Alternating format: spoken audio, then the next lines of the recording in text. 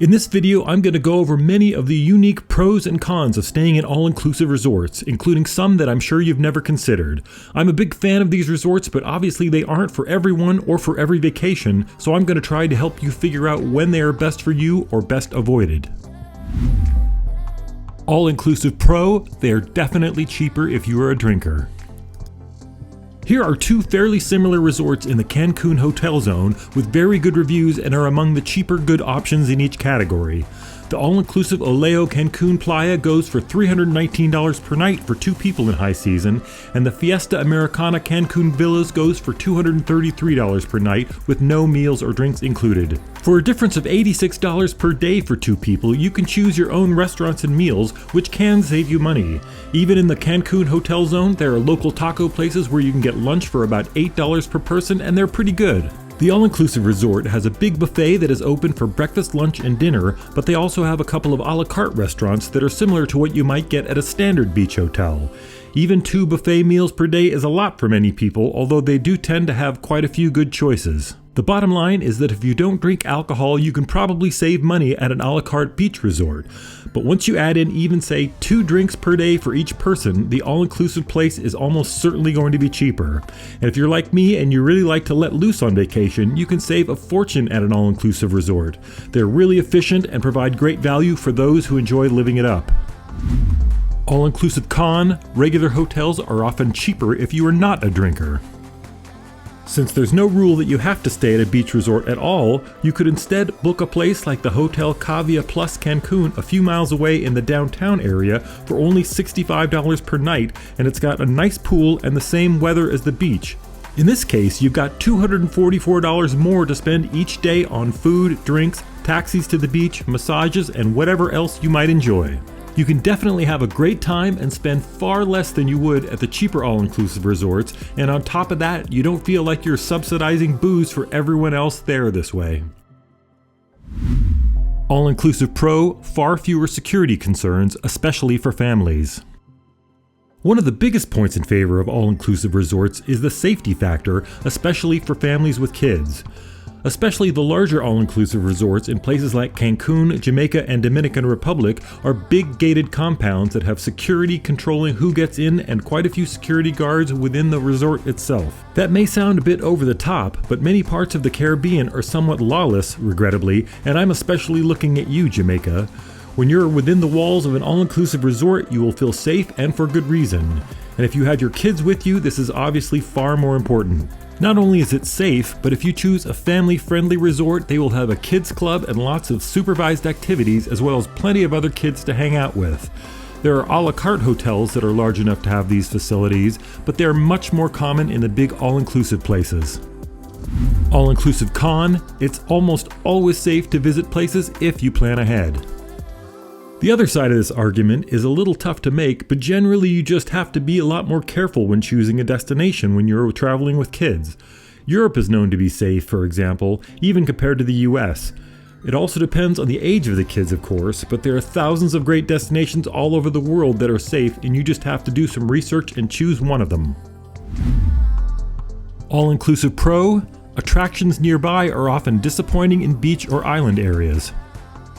Here's a somewhat controversial take, and you don't hear many people saying it out loud, but I'm sure most seasoned travelers will agree with me.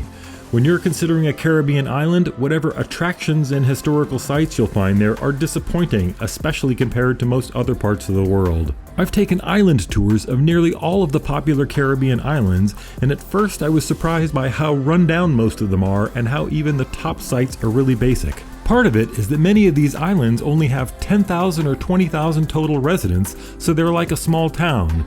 If you visited some random town in the US or Canada that had 20,000 residents, you probably wouldn't find it all that interesting either. Long story short, there just aren't many worthwhile cultural sites to see in the Caribbean, so staying at an all-inclusive resort the entire time is pretty efficient, and you really aren't missing much if you never really leave.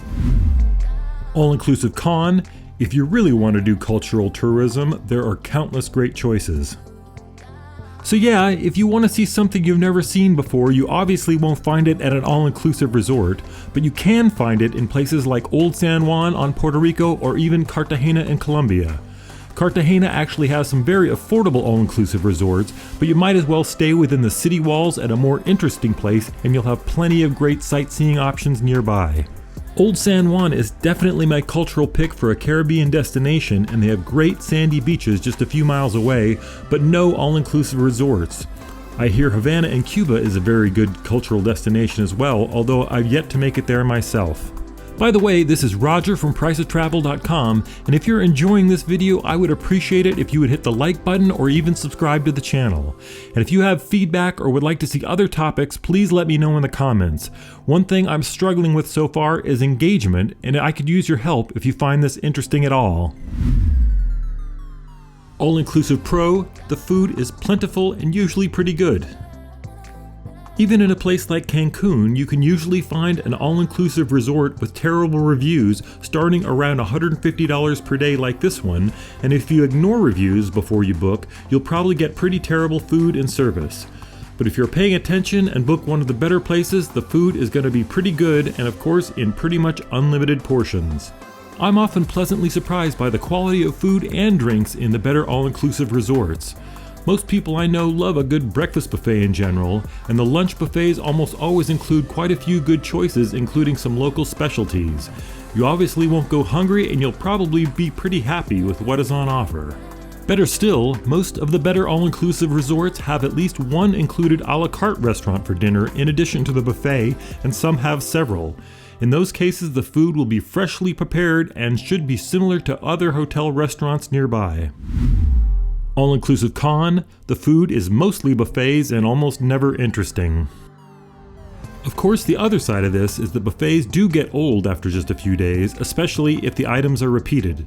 I'm making this video just after getting off of a cruise to Mexico, and once again I was reminded that buffets tend to look better than they really are, but more importantly, you'll almost never get anything that is unusual or interesting or spicy at one. If you are visiting Mexico, for example, you'll probably want to try some of the local specialties and things like the complex mole sauces that they are famous for, and you'll almost never get anything like that in the big beach resorts filled with tourists. All-Inclusive Pro, no surprises means peace of mind. One of the more famous advantages to an all-inclusive resort is that not only will you know exactly how much you're going to spend by the time you book the vacation, but you can also pay in full and pay off your credit card before you even get on the plane to go there. For some people, this is a huge help in budgeting and also general peace of mind.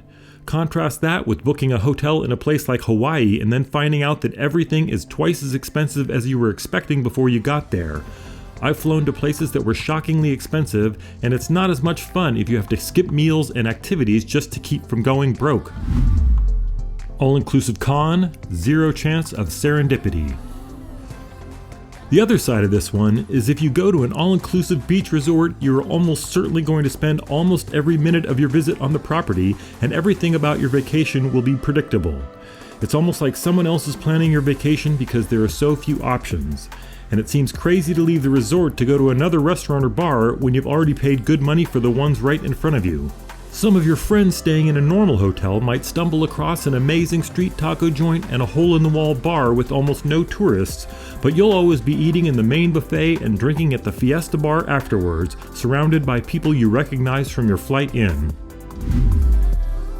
All-Inclusive Pro, you'll likely do more things in order to get your money's worth. Everyone knows that all-inclusive resorts generally include all meals and most drinks each day, but actually most of the beach resorts also include a range of activities for the same price.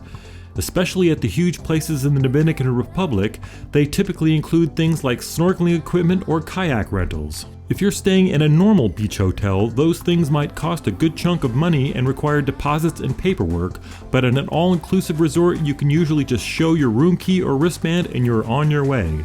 In other words, you'll be motivated to do activities that you otherwise wouldn't do because you've already paid for them in a way. All-inclusive con, you can relax and do nothing with no pressure. Obviously, the other side of that coin is maybe all you want to do is sit in a lounge chair by the pool or on the beach each day, and if you aren't paying for activities, you can just relax guilt-free knowing that you aren't paying for anything and probably didn't want to go kayaking anyway. All-Inclusive Pro, always plenty to do because most people never leave. Again, the majority of all-inclusive beach resorts are designed that guests will stay on the property pretty much from the moment they arrive until the moment they are heading back to the airport. You might book a boat trip or other excursion, but aside from that, you'll probably never leave the resort. With that in mind, these places are almost all designed with amazing pools, beach clubs, included water sports and activities, bike rentals, tennis, a gym, yoga classes, and on and on. In the evenings, you'll usually have a choice of restaurants and bars with some entertainment such as a top 40 band or local dance company.